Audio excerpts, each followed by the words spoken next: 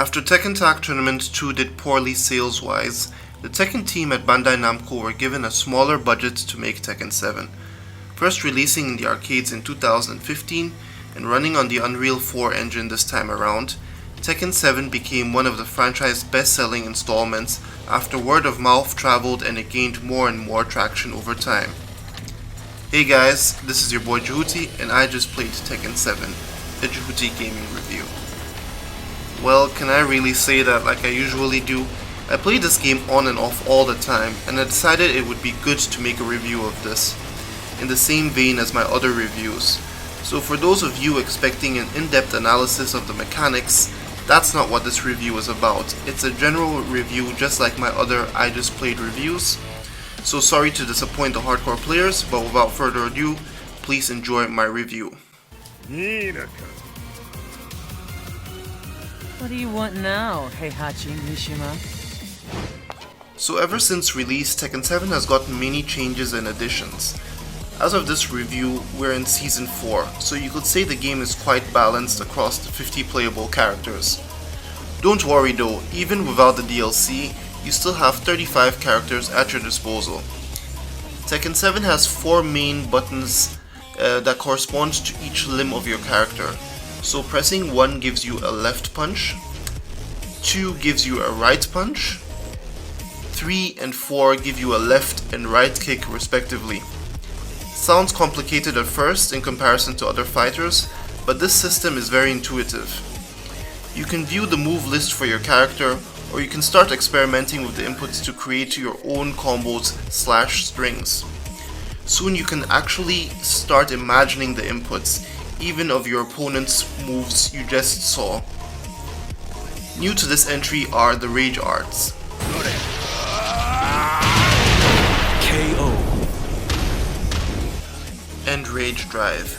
Once your character is at critical health, you can activate one of these once per round as a comeback mechanic. I still think that Tekken has one of the best pick up and play fighting game experiences, especially when you have mates coming over. Yes, many will tell you how deep and complex the game mechanics are, and there is the saying, it takes at least a year to get decent at Tekken. But trust me, if you want casual fun, you can just mash button inputs together, and on that level it's quite fun. Don't be intimidated, the game is only as deep as you want it to be. The story mode is actually well presented. It's not any deep story by any means. Some characters are written very inconsistently. It's short, yes, and only a few characters are properly represented. And it just comes down to, hey, you killed my mother, I'm taking everything back. I don't really mind though. The only major gripe I have is the narrator. He sounds so monotone and disinterested, kinda like an unpaid intern, and unfortunately he has a lot of screen time. I remember receiving my first letter from my son a few years back. Scribbled on it were the words, "I love you." I was so happy I cried. Apart from that, offline modes are a bit light. No versus team battle this time around for no explicable reason at all.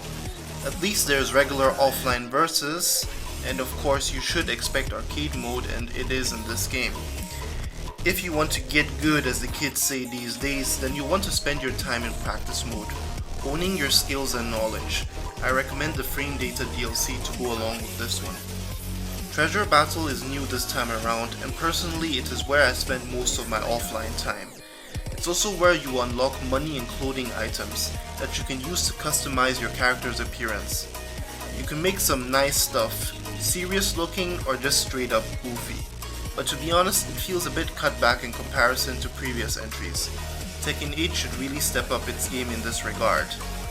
In addition, if you own the Tekken Bowling DLC, you can bowl with Tekken characters in the vein of Tekken Tag Tournament 1 on PS2.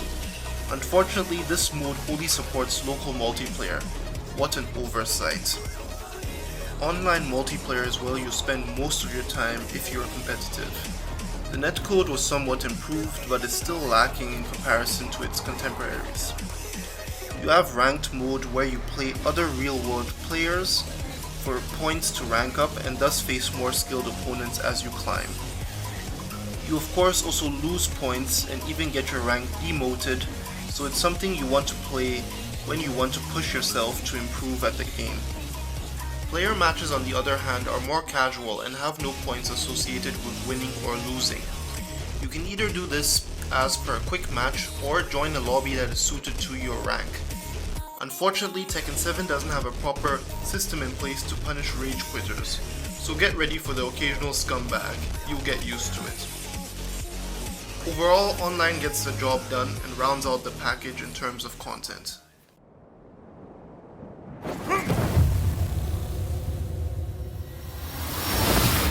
For a last gen game of its era, Tekken 7 looks okay, just okay to me.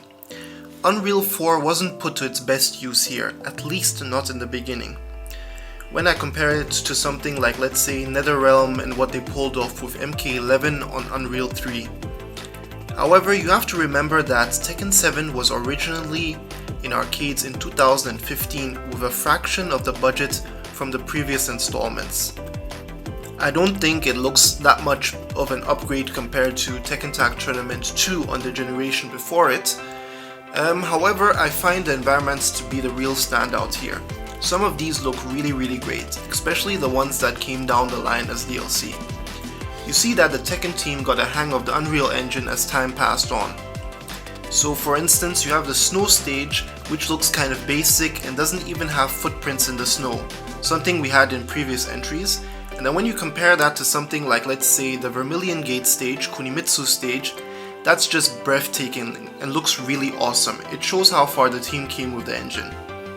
It's also something that reflects itself in the characters, such as a day 1 character like Katarina versus a newer character like, let's say, Leroy. We also finally got 3D effects, which were previously sprites in the older entries. These look very impressive and are a welcome upgrade. Slow motion, a visual highlight that occurs when both characters are at critical health, works surprisingly well. I had my doubts before the game came out, but it works out really well and heightens the experience, so kudos to the team for that.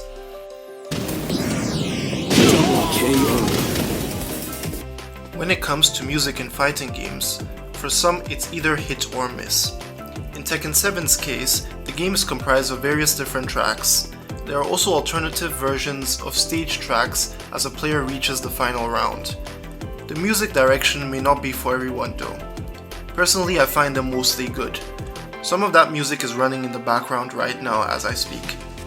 On PlayStation, you additionally get a jukebox, so you can select from a wide variety of tracks dating all the way back to the first Tekken game. Nice. So to sum it up, I have a love-hate relationship with Tekken 7. However, I've sunk hundreds of hours into the game and can always recommend it in a heartbeat. It's a bit light on single player content if you don't want to get competitive online, but thanks to its meaty combat that will give you something to get good at for quite some time, there's always something to grab your attention. If anything, most of the skills you acquire here will carry over to the next entry. It also helps that the game is often heavily reduced both physical and on various digital storefronts. You don't need the DLC to enjoy the game. There are enough characters in the base roster. If you want everything though, in one bundle, unfortunately as of this review there is none. The Ultimate Edition nets you the base game with Season 1 and 2 plus the Eliza pre-order DLC. You'll have to pick up the Season 3 and Season 4 DLC separately. So that brings us to the end of this. Thanks for watching this review. If you liked it, leave a like. If you are into Tekken, that's what my channel is mostly about, with various different guides for beginners and intermediates, so consider subscribing because that helps me the most. This is your boy Jehuty, and I'll see you on the next I Just Played review.